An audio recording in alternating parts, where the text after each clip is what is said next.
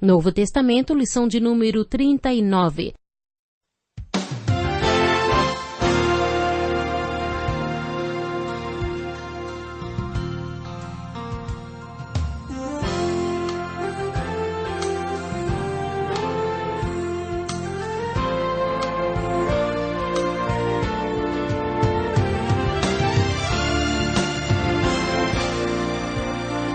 Muitas pessoas têm tido seus sonhos destruídos pela falta de confiança absoluta em Deus. A Bíblia está repleta de exemplos de grandes sonhos cumpridos para a glória de Deus. Encontro com a Palavra é um programa escrito pelo Dr. Dick Woodward e narrado por Pastor Edson Bruno. Ouça e descubra verdades que lhe ajudarão no seu dia a dia. Com você, Pastor Edson Bruno.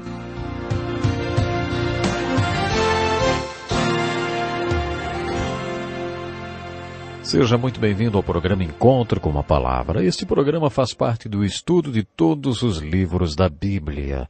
Estamos estudando um livro de cada vez e agora estamos abordando o livro de Atos. Seja bem-vindo, acomode-se e acompanhe conosco. Uma das coisas que quero observar com você no estudo do livro de Atos é a performance do povo de Deus e dentro disso como era a pregação da igreja de Atos.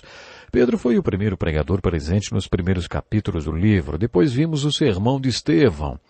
Na segunda metade do livro de Atos, predomina a pregação do apóstolo Paulo. No capítulo 21, lemos o relato do ataque de uma grande multidão sofrida por Paulo. Se os soldados romanos não tivessem chegado a tempo de resgatá-lo, a multidão o teria linchado.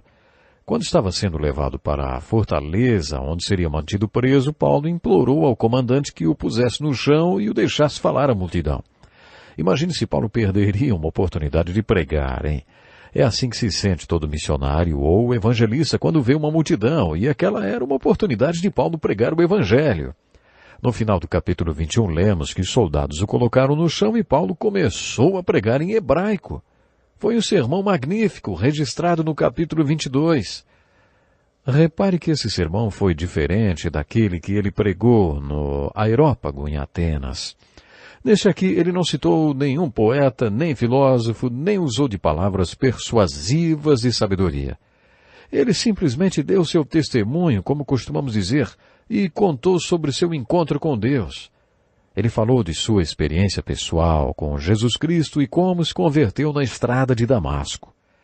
Não poderíamos separar a palavra experiência do ministério e da vida de Paulo.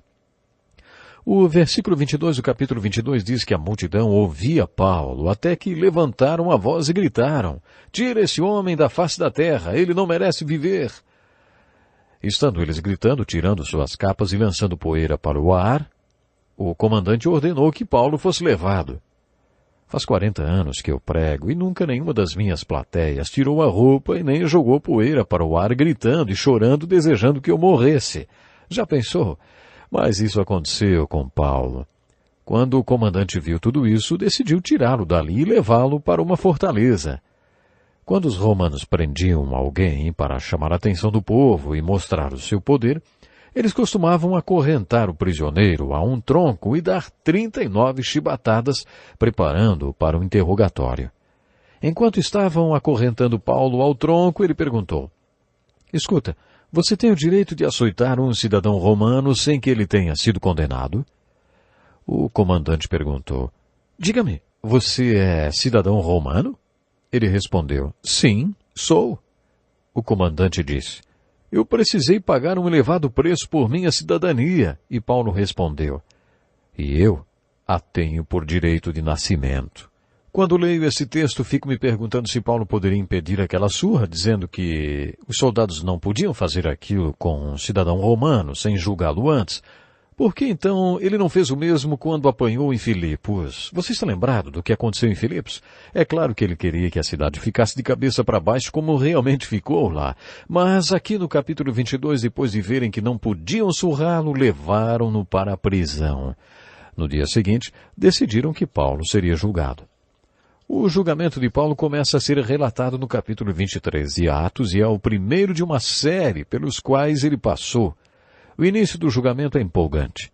Diz assim: Paulo, fixando os olhos no sinédrio, disse: Meus irmãos, tenho cumprido meu dever para com Deus com toda boa consciência até o dia de hoje. Diante disso, o sumo sacerdote Ananias deu ordens aos que estavam perto de Paulo para que lhe batessem na boca. Então Paulo lhe disse: Deus te ferirá, parede branqueada. Estás aí sentado para me julgar conforme a lei, mas contra a lei me mandas ferir? Quando lhe acertaram a boca, Paulo deve ter ficado chocado porque ele não esperava aquilo. O sumo sacerdote devia estar usando uma vestimenta branca, provavelmente tinha uma barba longa e branca, e naquela hora Paulo só viu aquela coisa branca diante dele e explodiu. Um dia Deus vai acertar você, sua parede esbranquiçada. Você está me julgando de acordo com a lei? E por que deu ordens para que me batessem? Os que estavam perto dele disseram: Isso é jeito de falar com o sumo sacerdote? A essa altura Paulo estava começando a se recompor e disse: Irmãos, eu não vi direito. Não sabia que ele era o sumo sacerdote. Eu sei que não podemos falar assim com o sumo sacerdote. Agora preste atenção, Paulo começou a se revelar.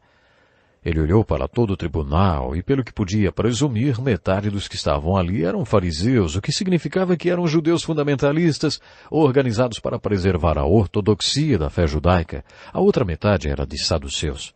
Você se lembra que fariseus eram tradicionais e saduceus liberais? Os saduceus não acreditavam na ressurreição nem no sobrenatural. Que tristeza! Não criam no Deus real, no Deus sobrenatural.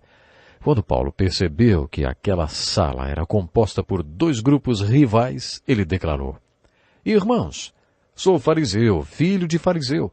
Estou sendo julgado por causa da minha esperança na ressurreição dos mortos. Quando Paulo disse isso, surgiu uma violenta discussão entre os fariseus e os saduceus, e a assembleia ficou dividida, porque os saduceus dizem que não há ressurreição nem anjos, nem espíritos, mas os fariseus admitem todas essas coisas. Aí então começou o maior alvoroço, e os fariseus disseram: Não encontramos nada de errado nesse homem. Quem sabe se algum espírito ou anjo falou com ele? A discussão tornou-se tão violenta que o comandante teve medo que Paulo fosse despedaçado por eles. Então ordenou que as tropas descessem e o retirassem à força do meio deles, levando-o para a fortaleza. Quando Paulo foi atingido por aquela bofetada, ele percebeu que não seria um julgamento justo e que era tudo uma farsa. Percebendo que o grupo estava dividido entre fariseus e saduceus, ele começou uma confusão, dizendo que era fariseu, filho de fariseu, e que a única razão pela qual estava sendo julgado era porque ele acreditava como todo bom fariseu, ele acreditava na ressurreição dos mortos. Isso deu início a uma pequena guerra dentro do tribunal que quase fez com que um grupo arrancasse pedaços do outro. A confusão foi tanta que os soldados tiveram que tirar Paulo dali e colocá-lo de volta na prisão. 40 daqueles judeus se uniram e juraram que não comeriam nem beberiam até que Paulo estivesse morto. Já imaginou enfrentar 40 pessoas com tamanho ódio contra você que decidissem ficar sem comer nem beber até que você morresse? Você já teve tamanha inimizade com alguém? Não foi dessa vez que Paulo morreu, não. E os 40 homens, se realmente cumpriram seu propósito, devem ter morrido de fome. Eles pediram que o comandante trouxesse Paulo para interrogatório, mas na verdade planejavam uma emboscada para matá-lo quando ele fosse trazido. Paulo tinha uma irmã, e sua irmã tinha um filho, o sobrinho de Paulo. Esse sobrinho de Paulo escutou o que os 40 homens estavam tentando fazer e foi até a prisão avisar Paulo da conspiração. Paulo chamou os soldados e disse: Leve esse rapaz ao comandante, ele tem algo para dizer. O menino foi até o comandante e contou o que os 40 homens estavam tramando. O comandante tomou uma decisão. Ele decidiu passar a questão daquele judeu para outras mãos. Ele nem sabia o que Paulo tinha feito, nem o que estava realmente acontecendo, mas sabia que esse judeuzinho só arrumava encrenca. A Bíblia conta que ele chamou 2 centuriões e disse: Preparem um destacamento de 200 soldados, 70 cavaleiros e 200 lanceiros, a fim de irem para Cesareia esta noite, às 9 horas. Providenciem montarias para Paulo e levem-no em segurança ao governador Félix. Não é interessante? Esse judeuzinho que não enxergava direito e que nem devia estar com uma aparência muito boa, porque afinal tinha sido apedrejado e depois espancado, seria acompanhado por 470 soldados romanos. Tente imaginar 200 soldados, 70 cavaleiros e 200 lanceiros, e bem no meio deles, um homenzinho judeu sentado sobre um cavalo. Às 3 da manhã eles saíram pelos fundos do castelo e levaram Paulo pela costa do Mediterrâneo de Jerusalém para Cesareia, na Palestina. Você já teve vontade de conhecer a Terra Santa? Conheço um pastor que não quer nem pensar em ir lá. Se alguém se gabar de ter ido na Terra Santa e disser para ele, andei por onde Jesus andou, ele responde, eu não poderia estar mais perto de Jesus do que estou agora. Ele está no meu coração. Andar por onde Jesus andou não me leva para mais perto dele. Esse pastor dirigia um grupo de estudo da Bíblia e os alunos lhe perguntaram se faria uma viagem com eles para a Terra Santa, para um retiro espiritual, e se ele dirigiria aquele retiro. O pastor foi, mas disse que iria aproveitar a viagem para tirar umas férias e não daria aulas nenhuma durante a viagem. Não era nem para lhe fazer perguntas. Eles tinham guias que perguntasse aos guias e, afinal, ele não conhecia tanto do assunto. Bom, quando eles chegaram à Terra Santa, o primeiro lugar que visitaram foi essa fortaleza romana em Cesareia, na Palestina. Ela tinha sido restaurada exatamente nos moldes da época em que Paulo foi levado para lá. Durante a viagem, o pastor não conseguia pensar em outra coisa, senão na cena de Paulo. Talvez naquela noite em que os 470 soldados romanos levaram Paulo montado num cavalo de Jerusalém para Cesareia, fosse uma noite de lua cheia. Naquele momento o pastor mudou de ideia, pegou o microfone e falou para todo o ônibus. Quando chegarmos ao hotel teremos um estudo bíblico, disse ele. Ele não via a hora de falar sobre este capítulo do livro de Atos. Naquela noite eles tiveram um estudo bíblico e também durante todos os 10 dias que ficaram na Terra Santa. O pastor mudou completamente de ideia. Quando Paulo chegou em Cesareia, na Palestina, foi levado ao governador Félix. Este governador pediu que os judeus viessem até ele para que a acusação contra Paulo fosse formalmente feita. Eles vieram e mais uma vez o apóstolo Paulo fez um dos seus grandes sermões. Dessa vez Paulo pregou diante do governador e do seu tribunal. Mais uma vez ele contou seu testemunho, a história dele com Deus. No final, Félix decidiu que não havia razões para que Paulo fosse considerado um criminoso. Entretanto, ele decidiu manter Paulo ali e tratar dele. Paulo foi colocado num tipo de prisão domiciliar até que Félix decidisse o que deveria ser feito com aquele prisioneiro tão excêntrico. O governador Félix e sua mulher, Drusila, ficaram fascinados com o que ele falou em sua própria defesa no tribunal. Félix e sua esposa ficaram tão impressionados que o governador o chamou para uma audiência particular e o ouviu sobre a fé em Cristo Jesus. Quando Paulo começou a falar a respeito da justiça, do domínio próprio e do julgamento que está por vir, Félix tremeu e disse, basta por enquanto. Pode sair. Quando achar conveniente, mandarei chamá-lo de novo. Isso quer dizer que quando Paulo começou a pregar, o Espírito Santo começou a trabalhar no seu coração, convencendo-o da verdade. A Bíblia registra que o governador Félix morreu e que depois de 2 anos o governador Festo ocupou seu lugar. Paulo ficou na prisão de Cesareia por esses 2 anos inteiros. Pense nisso por um minuto. Paulo era um homem muito dinâmico. Ele foi um homem com um coração missionário. Ele tinha todo o mundo no seu coração. Ele queria alcançar o mundo inteiro com a pregação do Evangelho. Este homem, com toda essa fome de pregar a palavra, enfiado numa prisão por 2 anos. O que você acha que passava pela sua cabeça durante todo esse tempo? Será que ele pensou que fosse apodrecer naquela prisão ou que Deus tinha se esquecido dele? Depois de conhecer Paulo um pouco mais, descobrimos que, para o apóstolo Paulo ter ficado na prisão, foi um bom negócio. Preste atenção nesse comentário. Quando Paulo fazia suas viagens missionárias, ele sequer queria saber onde ficavam as hospedagens e os hotéis. Ele perguntava onde era a cadeia, porque era lá que ele acabava ficando. Muitas das cartas de Paulo foram escritas da prisão e talvez elas tenham sido a sua maior contribuição para a obra de Cristo. Durante todo o tempo que ele passou na prisão, ele teve tempo para refletir, e nós podemos ver isso em suas cartas. Logo que Festo assumiu o poder, descobriu que tinha um prisioneiro político e religioso, Muito importante. Festo, então, arrumou um julgamento para ele. Esse julgamento está descrito no capítulo 25. E vemos que Paulo fez algo que era de direito de todo cidadão romano. Ele disse: estou agora diante do tribunal de César, onde devo ser julgado. Não fiz mal nenhum aos judeus, como bem sabes.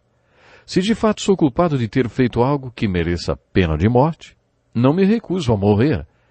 Mas se as acusações feitas contra mim por esses judeus não são verdadeiras, ninguém tem o direito de me entregar a eles. Apelo a César. Paulo percebeu que não teria um julgamento justo em Jerusalém, e por isso apelou para César. Agora ele ia para Roma.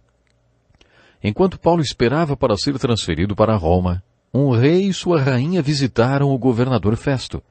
O nome do rei era Agripa e o da rainha, Berenice. Durante a visita, Festo contou que um dos seus prisioneiros na fortaleza era muito interessante. Aparentemente, os dois visitantes já tinham ouvido falar de Paulo, e Agripa disse que queria conhecê-lo. Lembre-se do que o Senhor disse a Ananias: este homem é meu instrumento escolhido para levar o meu nome perante os gentios e seus reis. Esta profecia foi cumprida no capítulo 24 de Atos. Paulo foi levado diante de Agripa e Berenice e teve oportunidade de pregar para eles. No início do capítulo 26, lemos que Agripa disse a Paulo: você tem permissão de falar em sua defesa. A seguir, Paulo fez sinal com a mão e começou a falar em sua defesa. A partir daí, Paulo fez um tremendo sermão. Qual foi o conteúdo de sua mensagem? A mesma história dele com Deus, o seu testemunho. Estava indo para a Síria para prender cristãos para que fossem mortos. Ao meio-dia uma luz brilhou e me derrubou e ouvi uma voz: Saulo, Saulo, por que você está me perseguindo? E eu respondi: quem és tu, Senhor? E ele disse: sou Jesus a quem você está perseguindo. E Paulo contou como conheceu Jesus ressurreto na estrada de Damasco e como se converteu. Quando Paulo já estava terminando o seu sermão, o governador gritou: você está louco, Paulo. As muitas letras o estão levando à loucura. Não é interessante notar que Jesus foi acusado da mesma coisa? Todos nós temos um centro na nossa vida, ao redor do qual nossas vidas giram. Para muitas pessoas esse centro é o próprio eu, o seu ego. São pessoas egoístas. Quando Festo acusou Paulo de louco, ele usou a palavra excêntrico em grego, que quer dizer fora do centro. O que significava que a vida de Paulo estava centrada em um núcleo diferente do da maioria. E isso era verdade. Paulo era um excêntrico. Ele realmente tinha outro centro na sua vida, e esse centro era o Cristo ressurreto, que ele tinha conhecido na estrada de Damasco. É claro que Festo estava impressionado com tudo que Paulo estava falando. A seguir, Paulo volta-se para o rei Agripa, que era judeu, e pergunta: Rei Agripa, crês nos profetas? Eu sei que sim. Aí o rei Agripa respondeu: você acha que em tão pouco tempo pode convencer-me a tornar-me cristão? Alguns acham que Agripa foi irônico. Eu, por causa da resposta de Paulo, acho que Agripa foi sincero. Em pouco ou muito tempo, peço a Deus que não apenas tu, mas todos os que hoje me ouvem se tornem como eu, porém, sem essas algemas. Outra razão para eu crer que Agripa foi sincero é este epílogo. O rei se levantou, e com ele o governador e Berenice, como também os que estavam assentados com eles. Saindo do salão, comentavam entre si: este homem não fez nada que mereça morte ou prisão. Agripa disse a Festo: ele poderia ser posto em liberdade se não tivesse apelado para César. Agora, Paulo teria que ir a Roma. Paulo tinha ido para Jerusalém compelido pelo Espírito porque ele tinha um grande ministério lá, mesmo sofrendo e pagando um alto preço pelo seu ministério. O Espírito Santo deu testemunho a Paulo quando ele estava em Corinto.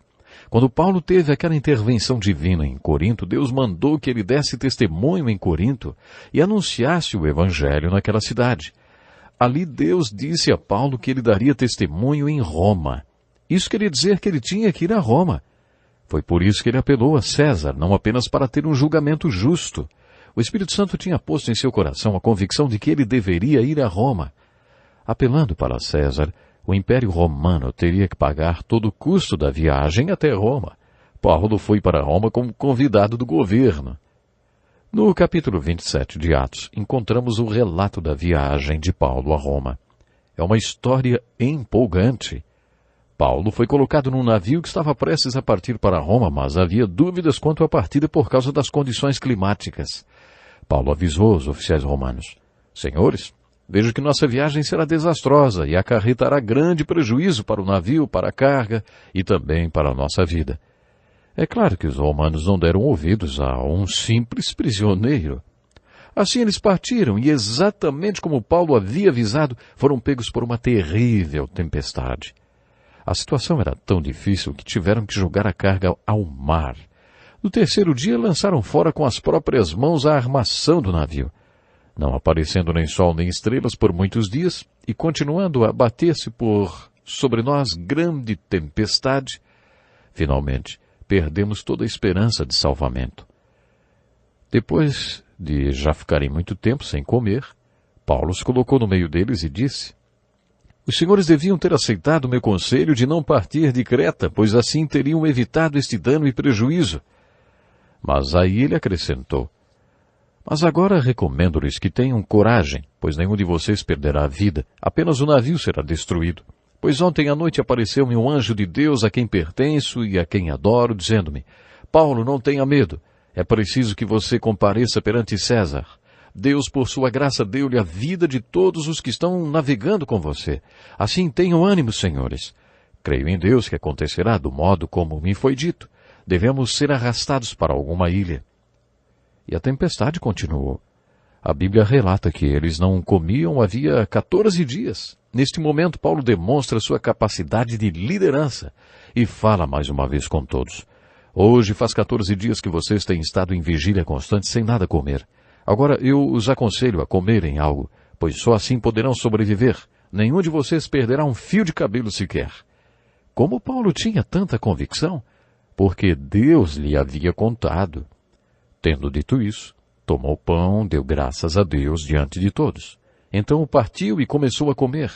Todos se reanimaram e também comeram algo.